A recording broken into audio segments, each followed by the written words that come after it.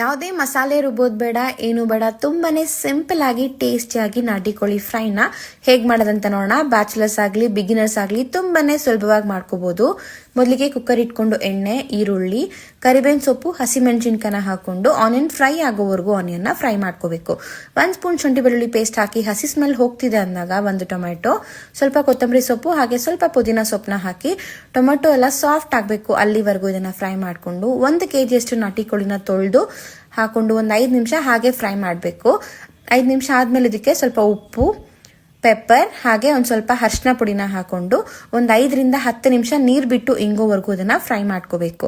ನಂತರ ನಾನಿಲ್ಲಿ 1 ಸ್ಪೂನ್ ಅಷ್ಟು ಧನಿಯಾ ಪುಡಿ, ನಿಮ್ಮ ಖಾರಕ್ಕೆ ತಕ್ಕ ಹಾಗೆ ಖಾರದ ಪುಡಿ ಹಾಕೊಂಡು ಹಸಿ ಸ್ಮೆಲ್ ಹೋಗ್ತಿದೆ ಅಂದಾಗ ನಿಮ್ಮ ಕನ್ಸಿಸ್ಟೆನ್ಸಿ ಹೇಗೆ ಬೇಕೋ ಹಾಗೊಂದು ಸ್ವಲ್ಪ ನೀರನ್ನ ಹಾಕೊಂಡು ಒಂದು 3 ರಿಂದ 4 ವಿಸಿಲು ಕೋಳಿ ಬೇಯೋವರೆಗೂ ಇದನ್ನ ಬೇಯಿಸ್ಕೊಂಡ್ರೆ ಸೂಪರ್ ಟೇಸ್ಟಿ ಆಗಿರುವಂತ ನಾಟಿ ಕೋಳಿ ಫ್ರೈ ರೆಡಿ.